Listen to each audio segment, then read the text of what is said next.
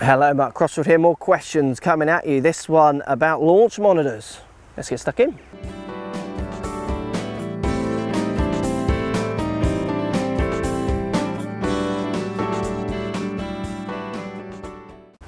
Right, question here. Hi Mark, love the vids, thank you. I hear you say a lot about checking a person's numbers, referring to Trackman and GC2, etc.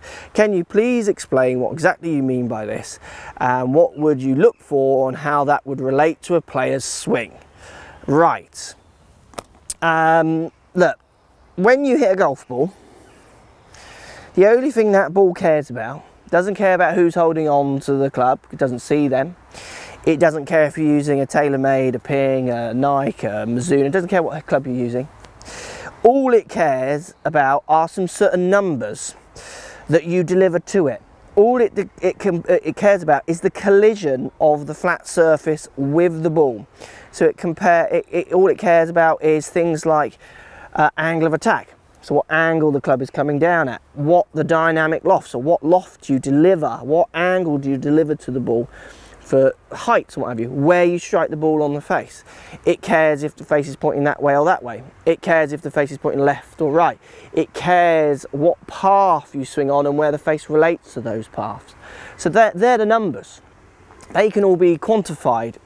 Not exactly, but with things like GC2 HMT, which I use, Trackman, which I've used in the past, Flightscope, there's many of them, they can, for as good as we can spend at the moment as golf pros, quantify some of your delivery conditions and help us as coaches and coaches around your area, there's loads of launch models out there, tell you exactly what is happening at impact to make your ball go left or right. I get lots of people come for lessons, and this is what I'm trying to change with these videos, and other people are doing it as well. I say to people, how are you hitting the ball? And they say, oh, you know, I'm hitting it okay, not as good as I want to. And I'd say, where are you hitting the ball? And they say, right. Well, what I do is I make a backswing and I tend to get to this position and the club face is here and X1, and I say, okay, that's all interesting. Just wait a second. When you hit a shot, do you miss the target left, right? Does it curve? What happens to the ball? And they say, yeah, well, what happens? I tend to hit it okay, but what happens is I get to the top, my left arm bends and the club goes back. So they just want to constantly tell me about certain positions that they get into. So kind of fundamentals that we're being taught that are important. Now, there are some level where these fundamentals do work, but I can show you major winners who make backswings here, and I can show you major winners who make backswings out here. There's no fundamentals there. What they do, the fundamental that does work for them, is they deliver the club to the ball in a functional way to get the ball to hit repeatedly to a target in whichever curvature, right to left, left to right, they want to hit. And it's those numbers that are the most interesting. And these machines, Trackman, GC2, HMT, Flightscope, and they're really the free leaders in the launch monitor market. They can quantify, deliver numbers that tell us how the club is reacting, hitting that ball, which allows us to help you improve your game. So if I get someone like Ray Floyd, came for a lesson with me, won the Masters, swings back in here, am I going to fix this position?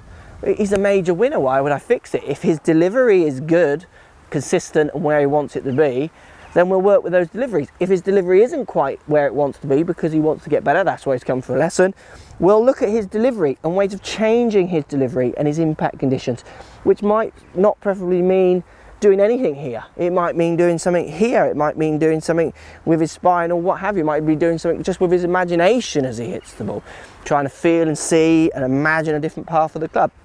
So the numbers are as good as we can get at this period in time, and I'm sure in 10 years time this video will look dated and people will laugh that we use these machines because there's more accurate ones. But for where we are at the moment, with technologies and funds of what we can spend to help you guys play better golf, these machines give us proper data, numbers that allow us to understand how you're delivering the club, help you play better golf. For me personally, and I know this is not going to be agreed with most and maybe even lots of pros, if you're having a lesson not on a launch monitor, in my opinion, you're not really having a lesson, because you're not really measuring the key point, the bit where you hit the ball. You're not really looking at that bit. You're looking maybe at some cosmetic kind of things which aren't really going to help your game particularly. Let me know what you think, guys. Post comments down below. Have you used launch models or not, had lessons with them, hate them, love them? Love to hear. Thanks for the question, and we'll speak to you all soon.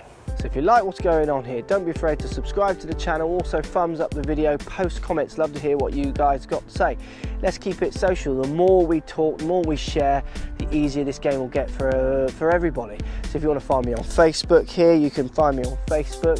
If you want to tweet me, find me on Twitter here as well. Just follow the links, all in the description.